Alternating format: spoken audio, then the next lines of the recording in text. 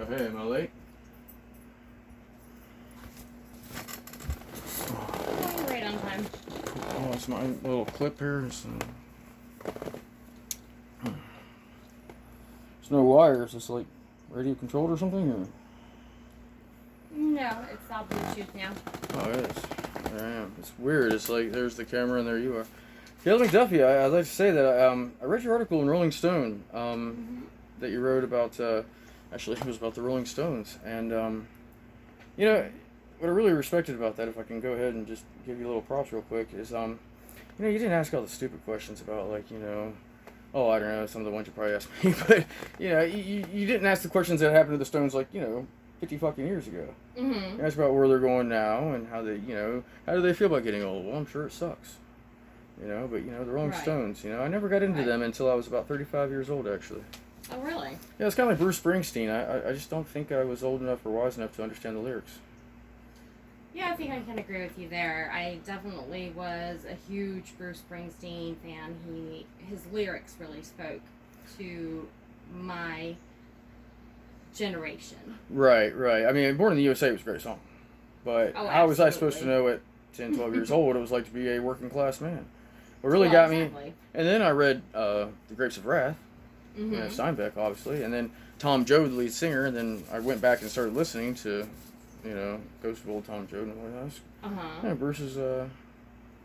I compare him to like Arlo Guthrie. Plus the guy can put on like a 6-hour concert and just, you know, he's the boss, right? Oh, absolutely. Absolutely. He definitely has a command presence on the stage. Well, enough about Bruce. Let's talk about me now. All right. So, Dylan Young is not your given birth name, shall we say? No, it's not actually. Why the change? What was your real name? What was your given name at birth? And why did you decide to change it? Well, it's no big surprise, actually. It's a public record. My name's Herbert Leroy Nunn II. Standard to my father. I'm very proud of that name. Herbert actually means glorious warrior god. Nunn's a strong Irish name. There's a lot of guys in my family named that. I had, you know, growing up, I had a little bit of, caught some shit for, can we say shit? Or is this, okay. Yes, go ahead. Caught some shit for my name. Yeah. If I could beep that out, you know. I was in a band that they put a microphone, like, silencer on me once. It was horrible. Where are those guys at now?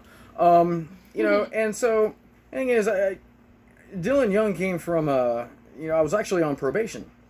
Oh. Yeah, and again, public record, I used to drink a lot. I got in a lot of trouble, you know. And actually, I couldn't play in the bars because my PO might find out.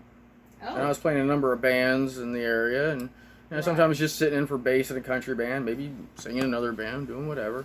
And so I had to come up with a synonym. So I came up with Bob Dylan and Neil Young, two of my favorite influences. You know, and I thought, well, Dylan Young, it worked.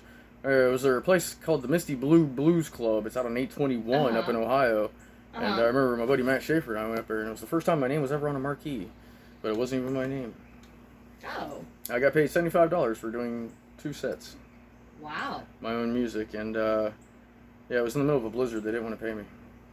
And how did that go? Well, actually, I was there with a guy, Bert, and his pregnant woman there, Felicia.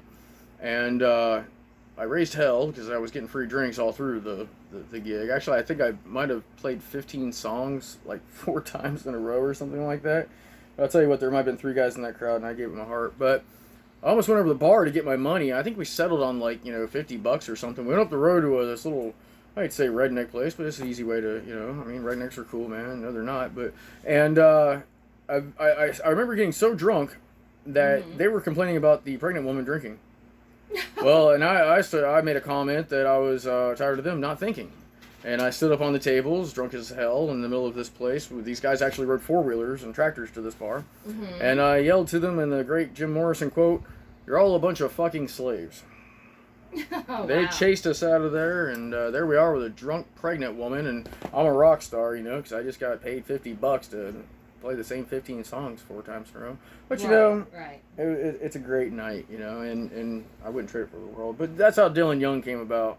Was it a great learning experience to kick off your career? Yeah, well, that actually wasn't actually the kickoff of the career. So what was your kickoff?